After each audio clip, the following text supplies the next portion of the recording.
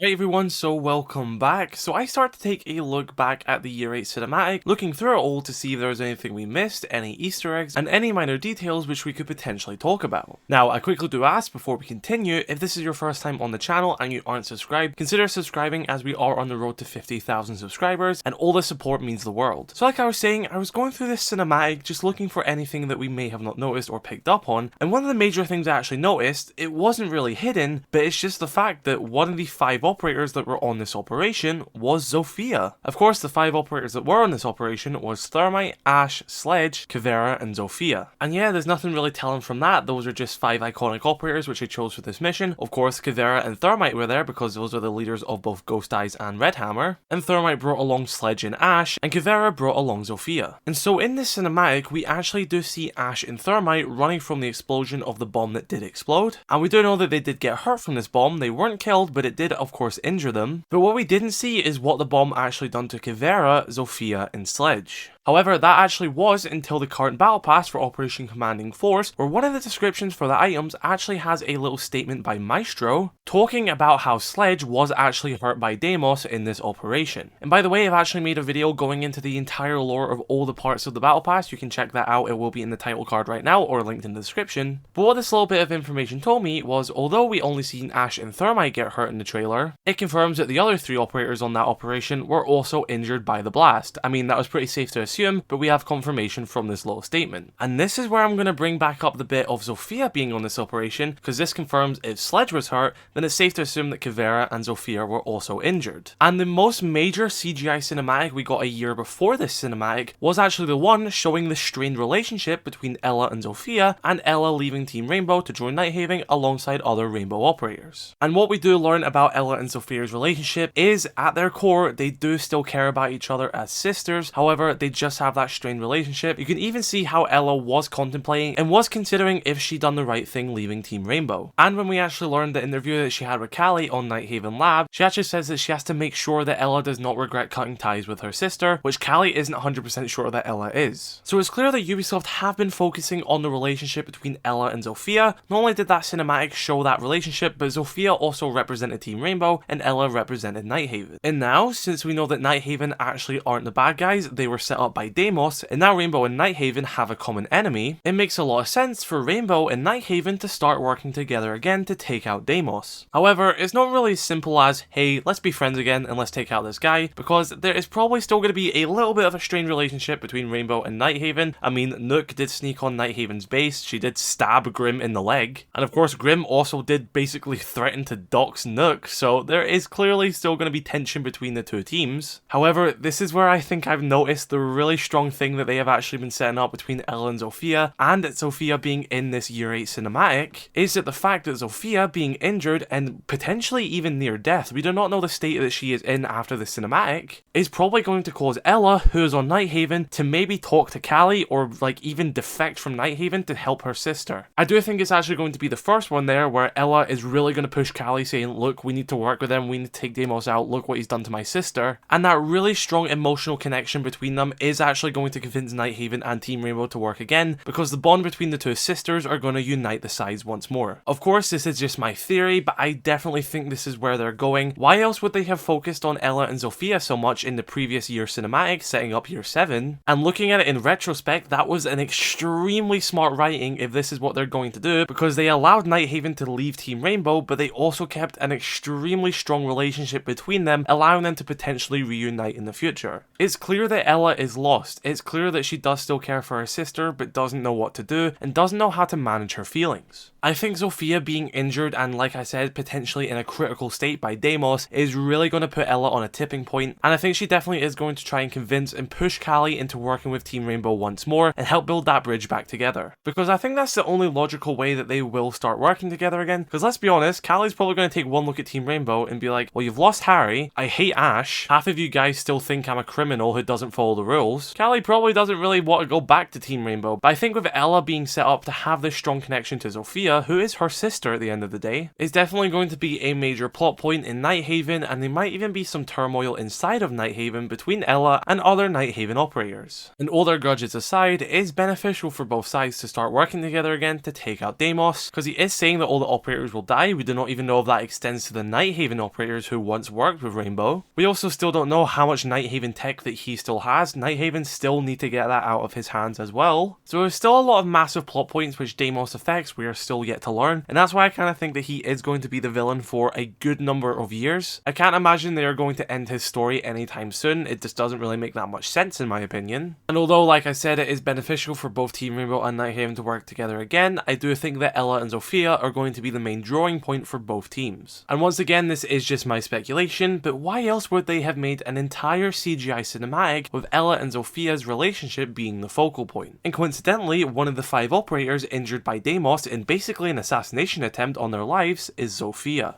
Now, I do have a feeling that we won't see a Team Rainbow and Nighthaven reunification at least until the year 9 CGI cinematic. I might be thinking a bit too far in the future, but I do imagine that the year 8 Season 2 operator is probably going to be from redhammer because we're yet to have a new redhammer operator. And then year 8 Season 3 could be wolfguard once again, Season 4 could be ghosteyes, and then year 9 Season 1 could bring us a brand new Nighthaven operator with the CGI cinematic setting up Nighthaven and Team Rainbow working together once again. There's a potential that this plotline just could happen further in year 8 and we might get it actually in the near future. I just have a feeling that is something that they might save for the next major year cinematic. But there's also a lot of motivation for the other Team Rainbow operators that left to join Nighthaven to help as well. Ash and Thermite were injured in this operation, and one of the operators from their same division was Pulse, and he is part of Nighthaven. Same with Sledge being hurt, one of his old SAS colleagues, Smoke, is on Nighthaven as well. So I really can't imagine that all these operators are going to stand at the sideline in Nighthaven and let all their friends be hunted by this ruthless killer, who's clearly 2 steps ahead of all the operators. I just can't imagine that these specialist operators are going to sit by and let that happen without at least trying to interfere and help. And heck, I guess one of the ones we could even theorize about here is the fact that Ash got hurt in the operation, and maybe Callie might even step in to sort of kind of help Ash. Because they could be kind of setting up a relationship between them where it's kind of like, I don't like you, but I respect you. But as it currently stands, we can only theorize from what we've seen in the cinematic until the lore continues to develop. If you would like to keep up with Rainbow Six Siege lore, then be sure to subscribe to my channel and check the lore playlist, which you can find on my channel. That will keep you up to date with everything Rainbow Six lore, and I'm also going to be making a full updated new lore video very soon where we cover the entire lore from start to where we currently are. Anyway guys, if you are new, be sure to subscribe, drop a like on this video if you did enjoy, dislike it if you did not, let me know your thoughts in the comment section below, and have an incredible rest of your day.